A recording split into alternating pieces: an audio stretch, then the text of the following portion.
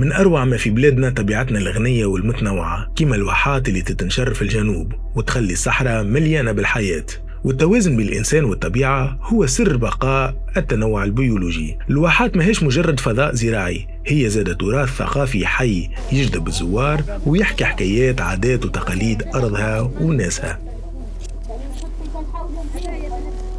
عزيزة خواته وهذا نايفة يرحكي يا عزيزة خواتها خواتها عزيزة خواتها ونحمي ليكني كان العرب خلتها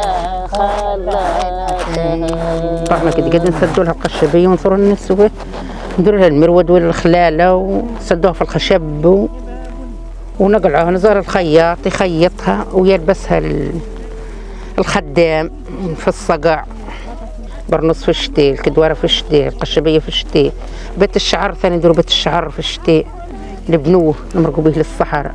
الخدمات اللي تعطيها الطبيعة ما تتقيمش في الفاتورات، ما تدخلش في الحسابات الرسمية كأنها ما تكلف شيء. وهنا يجي دور المحاسبة البيئية، هي طريقة نحسب بها القيمة الحقيقية للطبيعة، مش كان بالفلوس، زاد بالأثر بالاستمرارية وباللي نخسروه كي نضيعوا التوازن هذا. نسميوها باللغة الفرنسوية لا كونتابيليتي ايكوسيستيميك دو كابيتال ناتوريل، اللي هي مفهومها المحاسبة في مجال الثروات الطبيعية والمنظومات الإيكولوجية.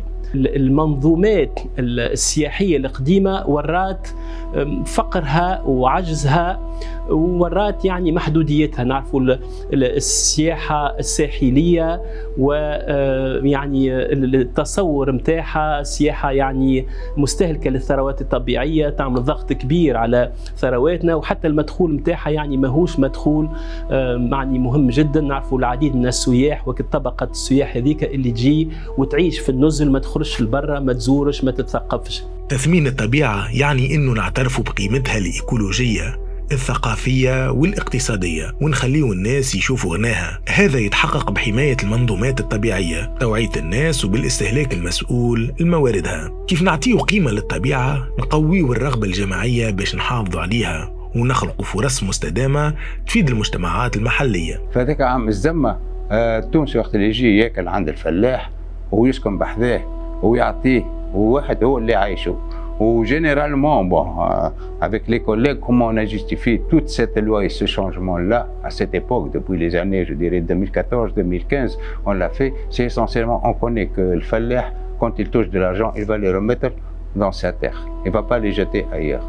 Et c'est pour cela que l'écotourisme, c'est un facteur de développement, bien sûr, pour l'écosystème, la beauté, tout ça, ce que vous voyez dans les gîtes ruraux, dans les maisons d'hôtes, ça, c'est très agréable à voir. Mais en même temps, l'arbre que vous voyez, elle est irriguée par votre argent et la nuitée que vous passez chez lui. خاصة l'agriturisme راهو الكونسيرفاسيون في l'agriturisme أن الفلاح السايح كي يجي يمشي يلمي لا مان يمسك تفهم شنو هي الصنف هذايا وشنو هو الذكار وشنو هو مش الذكار وكيفاش تتذكروا النخله وكيفاش نعملوا معناها الاصناف الاخرى نتاع لي كولتور ليغوميير اللي تحت النخل ونوروا لها الاصناف نتاع فلفل الجريد اللي هو مش موجود برشا، موجود كان هنا. هذاك ميزه من الميزات. ولا تمشي القفصه توري لها الفركوس وتوري لها المطلوب وتوري لها البرقوق وتوري لها الفرماس، حاجات ما يعرفوهاش حتى التوانسه ما يعرفوهاش. هذا يراو عندنا موروث كبير برشا كنا نخدموا عليه وكان نوظفوه في السياحه ونوظفوه في تدخيل الفلوس، نولوا اوبليجي باش نحافظوا على الواحات نتاعنا على خاطر ما عادش نجموا نستغنوا عليها، خاطر الفلاح السايح مرتبط يولي السياحه تولي مرتبطه بالفلاح. الحديقه الوطنيه بتغومس نوعا ما دخلت في السيركوي نتاع السياحه في الجهه، قاعده تنشط في السياحه في ولايه طوزر، وهذا راجع للمجهودات معناها المجهودات الكبيره من اللي دار العمل الغابات في الحمايه في اكثار الاعداد نتاع الحيوانات المهدده بالانقراض. تثمين الخيرات الطبيعيه ما ينجح كان بتضافر الجهود نتاع كل القطاعات والوزارات، الفلاحه، السياحه، البيئه، الثقافه، التربيه وحتى الاقتصاد. كل واحد عنده دور مهم باش نحميه، نسيروا ونثمنوا تراثنا الطبيعي. بالعمل الجماعي نجموا ننسقوا المجهودات، نتفاداو تضارب الاستعمالات ونخلقوا مشاريع مستدامه تخلي الطبيعه تربح والناس المحليين يستفادوا.